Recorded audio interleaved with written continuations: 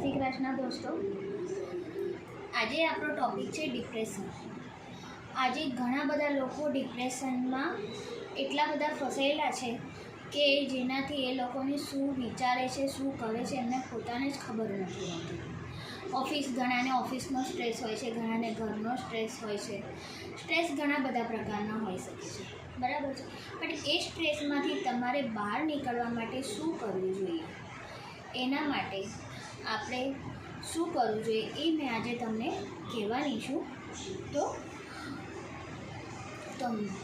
નમસ્કાર, મારું નામ છે નિશી શાહ અને સ્વાગત છે તમારું મારી યુટ્યુબ ચેનલમાં નિશી વિથ યોગ 3089માં।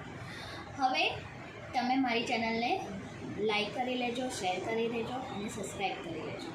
અને તમારે આ વિડીયો આખો જોશો તો તમને ખબર પડશે કે સ્ટ્રેસ દૂર કરવા માટે આપણે શું શું કરવું જોઈએ, બરાબર છે। સૌથી પહેલાં તો સ્ટ્રેસ દૂર કરવા માટે આપણે જે પણ ભગવાનને આપણે માનીએ છીએ, બરાબર છે, એમનું નામ લેવું જોઈએ, એમના ધ્યાનમાં આપણે બેસવું જોઈએ કે તમે કોઈ પણ ભગવાનને જેમને પણ માનતા હોય એ ભગવાનના તમે ધ્યાનમાં બેસી શકો છો એવરીડે, બરાબર છે। પછી બીજી વસ્તુ તમે શું કરી શકો છો કે તમે પ્રાણાયામ કરી શકો છો, બરાબર છે। પ્રાણાયામમાં આપણે સૌથી પહેલાં પ્રાણાયામમાં પ્રાણાયામ કરવાથી અનલોક વિલોક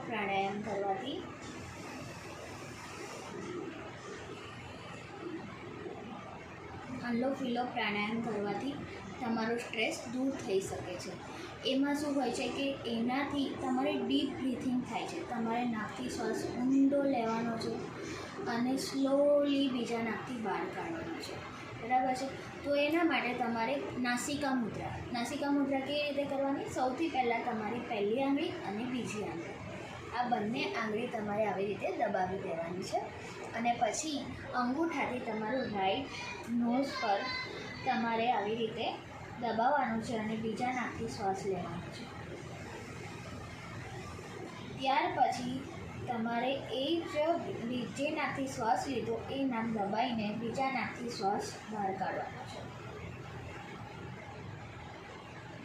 અને ત્યાર પછી એ જ નાકથી શ્વાસ ફરી લેવાનો છે અને બીજા નાકથી બહાર કાઢવાનું છે। આવી રીતે તમે જ્યારે ડીપ બ્રીથિંગ કરશો ને તો તમારું માઇન્ડ ઓટોમેટિકલી શાંત થવા લાગશે એટલે તમારું ડિપ્રેશન છે, તમારે જે ખરાબ વિચારો આવતા હશે એ બધા તમારા ધીરે ધીરે દૂર થઈ જશે। ત્યાર પછી બીજું એક પ્રાણાયામ છે બ્રાહ્મણી પ્રાણાયામ। તો બ્રાહ્મણી પ્રાણાયામ આપણે કેવી રીતે કરવાનું? તો બ્રાહ્મણી પ્રાણાયામ માટે સૌથી પહેલાં તમારે શું કરવાનું છે, તમારી જે ફર્સ્ટ ફિંગર છે, બરાબર છે,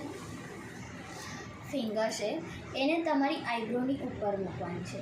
બીજી જે 3 ફિંગર છે એને તમારી આંખોની ઉપર મૂકવાની છે, આંખોને દબાવવાની નથી। અને હવે જે અંગૂઠા છે એનાથી તમારી કાનની ટોપ એને દબાવવાની છે અને એને દબાઈને તમારે શ્વાસ ઊંડો લેવાનો છે અને શ્વાસ છોડતા ભમરા જેવું ગુંજન કરવાનું છે, આવી રીતે।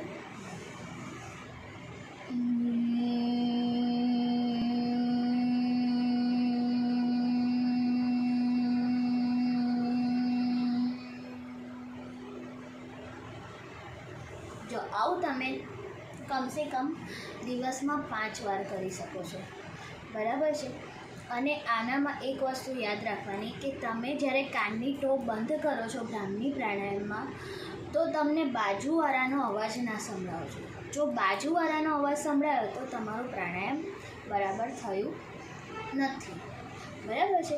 હવે આપણે ત્રીજું, ધ્યાનમાં તો આપણે ભગવાનના ધ્યાનમાં બેસી શકીએ છીએ, બરાબર છે।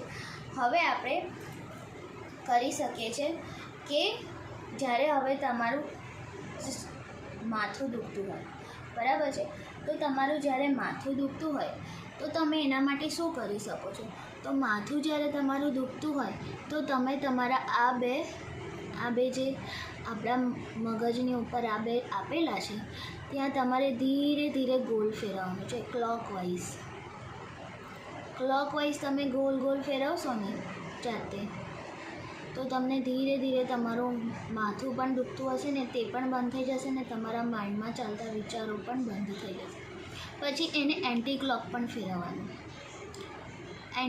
પણ ફેરવવાનું, ત્યાર પછી તમારા હેરમાં ઇઝી મસાજ કરો.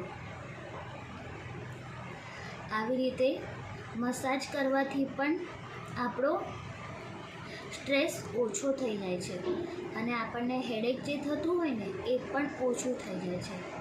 તો આ બધા ઉપાયો જ્યારે આપણે કરીએ તો આ બધા ઉપાયો કરવાથી આપણું સ્ટ્રેસ દૂર થઈ જાય છે, આપણું મન શાંત થઈ જાય છે અને આપણો ગુસ્સો પણ ધીરે ધીરે ઓછો થઈ જાય છે.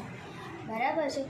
તો આ બધી વસ્તુઓ કરવાથી તમને ફાયદો થશે, પણ આ તમારે ડેઈલી કરવું પડશે. ડેઈલી તમે યોગ કરશો, પ્રાણાયામ કરશો તો તમારા બોડીમાં પણ ઓટોમેટિકલી ચેન્જ આવવા લાગશે. એટલે તમને પછી ગુસ્સો પણ નહીં આવે. ડેઈલી તમે યોગ પ્રાણાયામ કરશો તો ગુસ્સો પણ નહીં આવે, તમે શાંત થઈ જશો, તમારું મન શાંત રહેશે, તમને સ્ટ્રેસ નહીં ફીલ થાય, તમને ખરાબ વિચારો નહીં આવે. તો આ બધી વસ્તુઓથી દૂર જો રહેવું હોય અને તમારા શરીરમાં ઓછું કરવું હોય તો તમે ડેઈલી યોગ કરો, પ્રાણાયામ કરો અને તમે મારા ક્લાસીસમાં જોડવા માગતા હોય તો મારો નંબર તમને સ્ક્રીન ઉપર કાં તો ડિસ્ક્રિપ્શનમાં મળી જશે, તો તમે મને પણ કોન્ટેક્ટ કરી શકો છો. જય શ્રી કૃષ્ણ.